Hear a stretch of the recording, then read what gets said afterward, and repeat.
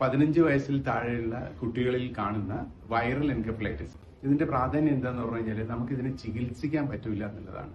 ഇതിനെ പ്രിവെന്റ് ചെയ്യാൻ മാത്രമേ പറ്റുള്ളൂ. അസുഖം വന്നു കഴിഞ്ഞാൽ 20 മുതൽ 30% കുട്ടികൾ മരിച്ചു പോകും. ശേഷിക്കുന്ന കുട്ടികളിൽ തന്നെ 50% കുട്ടികൾ ഇതിന്റെ പാർശ്വഫലങ്ങൾ കൊണ്ട് അവർ ജീവിതകാലം മുഴുവൻ ജീവിക്കേണ്ടി വരും. അത്രയും അപകടകരമായിട്ടുള്ളൊരു അവസ്ഥയാണത്.